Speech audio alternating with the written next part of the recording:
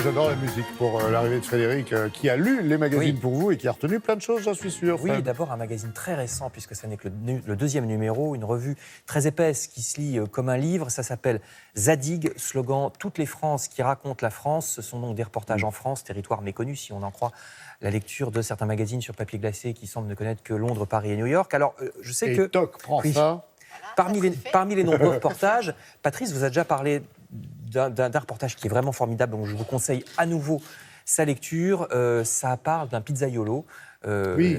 Vous savez, c'est un reportage donc, de plusieurs pages sur le bord des routes, comme ça se passe dans la plupart des régions. Dans un camion de pizza, ça remet les pieds sur terre. Ce genre de grands reportages sur des gens qui en sont rarement l'objet. Là, c'est dans l'Oise, mais il y a aussi d'autres grands reportages, dont celui-ci qui raconte la désertification de l'espace rural avec des cartes qui nous montrent qu'on s'entasse de plus en plus dans les villes et sur le littoral français. Des vrais chiffres, une vraie documentation, Voilà. super bien fait. Et alors, à l'inverse, on abandonne des zones intérieures, des campagnes françaises qui étaient beaucoup plus peuplées au XIXe siècle qu'actuellement, avec d'ailleurs une sorte d'hypocrisie, parce que certes, il y a depuis assez longtemps un discours qui considère comme idyllique toutes ces campagnes. C'est un discours qui date des années 50 déjà. On commence à considérer que la Lozère, par exemple, ce n'est pas rude et hostile, comme on le disait il y a très longtemps, mais très beau, avec une qualité de vie. La nature s'est remise à progresser, avec parfois des cas polémiques comme le loup, on le sait.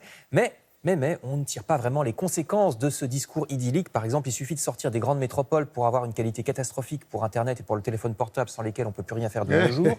Bah oui, il y a aussi la question des éoliennes, assez taboue. Par exemple, le monsieur avec la bouée, là, fait partie d'un reportage sur la multiplication et la laideur des parcs d'éoliennes dans les campagnes, en l'occurrence ici dans la région de Noirmoutier. Bref, très bon magazine qui s'appelle Zadig, achetez-le.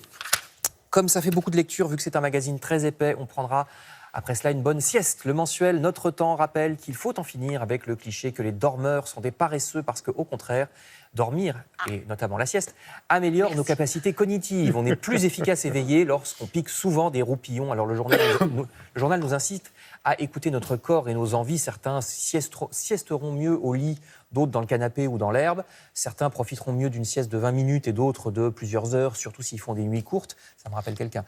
Le journal nous dit aussi de ne pas confondre la sieste avec une envie de dormir en permanence. Ça peut être une maladie. Oui, ça, il faut voir un médecin, effectivement. Petit guide de la sieste dans Notre Temps. Et puis, comme la sieste augmente, je vous le disais, les capacités cognitives, eh bien, en nous réveillant, ouvrons le hors-série de Science et Vie Junior, très intéressant, sur les questions insolites que pose la science. Alors, vraiment, la science au sens large. Si on marie un monsieur dromadaire et une dame chameau, combien le petit aura-t-il de bosses? Combien a-t-il de bosses? Bah oui, c'est vrai. Là, il y a la réponse. Le kangourou a-t-il un cri? Le paresseux descend de son arbre pour aller aux toilettes alors qu'il pourrait très bien faire ça depuis la branche. Mais pourquoi?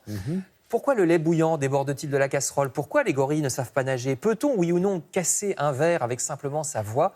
Et bien d'autres questions encore dans ce hors-série, avec chaque fois une explication scientifique. Et je vous signale aussi le numéro normal de Science et Vie Junior, parce que là, c'était un hors-série consacré pour sa part à la façon dont on va pouvoir reconstruire la charpente de Notre-Dame. C'est toujours bien, même dans un sujet qui a été beaucoup traité, Science et Vie Junior, même pour les adultes, ce qui est bien, c'est que c'est simple.